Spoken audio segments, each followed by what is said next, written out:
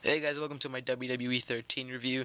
I really don't want to drag this video out too long, but I don't want to make it that quick as well. So I'm just going to mainly focus on the area of improvements that you can tell that this game has over WWE 12 and also some of the brand new features. So now before we get into the review, let's show you around the cover and whatnot.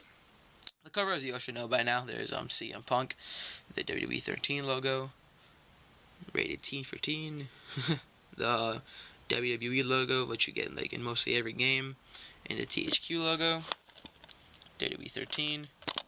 Go to the back, Live the Revolution, and there's the WWE Attitude Era mode.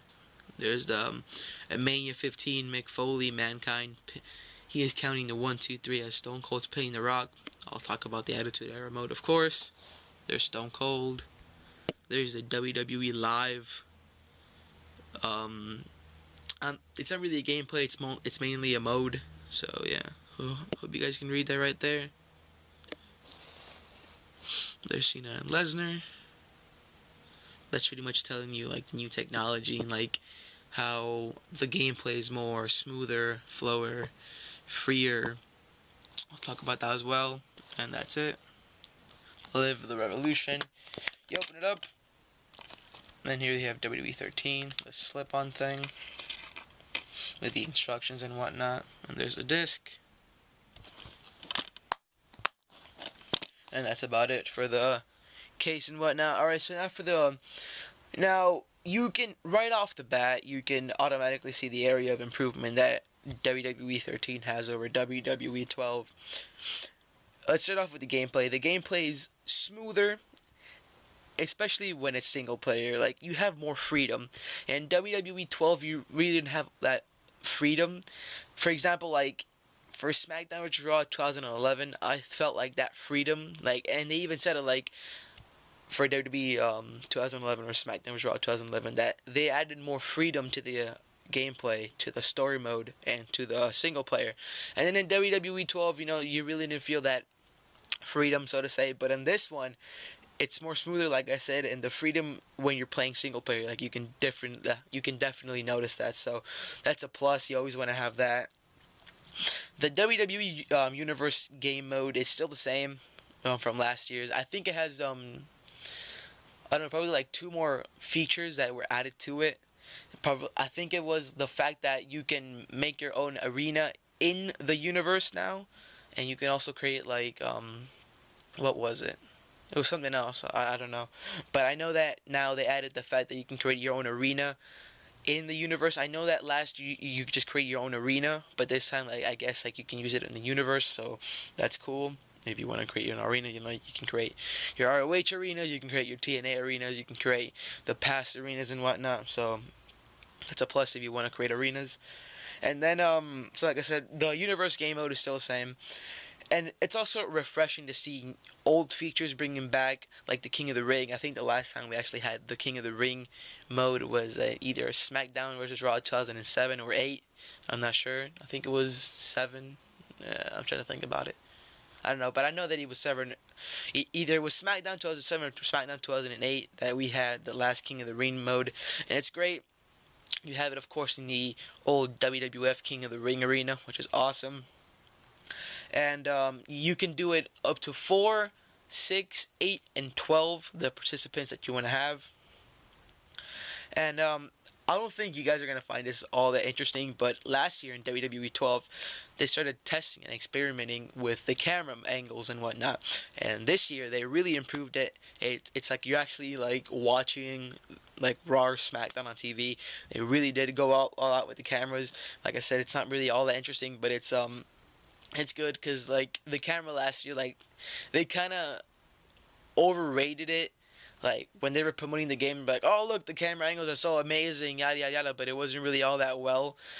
Again, like they said to themselves that they were testing and experimenting with the camera angles, and this year they just went all out and they hit it off the bat.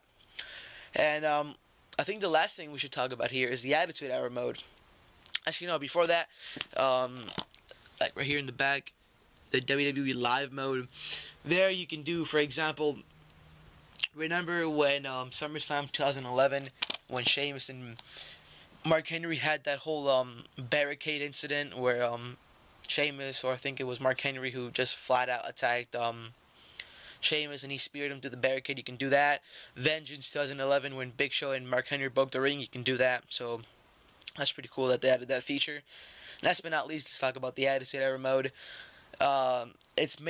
This game is mainly surrounded by the Attitude Era mode, and they went all out for the Attitude Era mode. You can relive. It's 8 stories that, well, like you had the Road to WrestleMania last year, that you can do the heel story mode, the face story mode, and then you can just do the created player story mode. Well, this time they revolve it around the 8 men who pretty much define the Attitude Era. You know, DX, Triple H, Shawn Michaels, and because Triple H and Shawn Michaels also have their own storylines, and they have one for DX, which is Shawn and Triple H, and then they have Triple H's own storyline, Shawn's own storyline, Stone Cold, of course, The Rock, Vince McMahon, Undertaker, Bret Hart. And you can basically just relive it. You know, you can relive the Montreal Screwjob. You can relive when Kane debuted back in your house in Hell in a Cell. So they really went all out for the Attitude Era mode, and I think a lot of old fans are gonna like that, especially when they get to relive the Attitude Era mode. So that's great. I still haven't played it yet. I definitely will play it, and you have to, because if you want to unlock, you know, guys like the old Chris Jericho, you know, pretty much like all the Attitude Era guys, you're going to have to play that, and as well as current guys from the roster. So to pretty much unlock everything, you're going to have to play the Attitude Era mode. But I prefer 1,000 times to have the Attitude Era mode rather than the Road to WrestleMania, because last year sucked. It was, like I said, the face storyline, the heel storyline, and the custom storyline. You know what it really was just backstage story and backstage brawls, so that sucked. But the Attitude Era mode looks great. You start off with the DX one, and then you go on from there, so I'm excited to play that. You gotta love it when your camera just out of nowhere wants to die on you.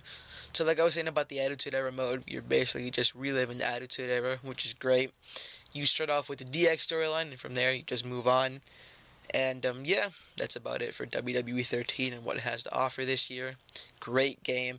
Definitely a huge improvement from WWE 12. WWE 12 was a letdown, but this is not. I definitely recommend you pick this up. It's going to be all worth it. And if you go to Best Buy and you pick it up, you get a free, and yes, a free version of DX One Last Stand. If you get the normal Xbox 360 version, you get the normal version of the DVD. PS3 version, the Blu-ray version of the DVD. So this came in handy for me because I did not have this DVD. So if you want this DVD, go to Best Buy and you will get it. It depends on for what system you're going to get it on. So yeah, WWE 13 that went all out. Definitely recommend getting it. If I had to rate it, I'd give it a 9 out of 10. Yeah, it's that good.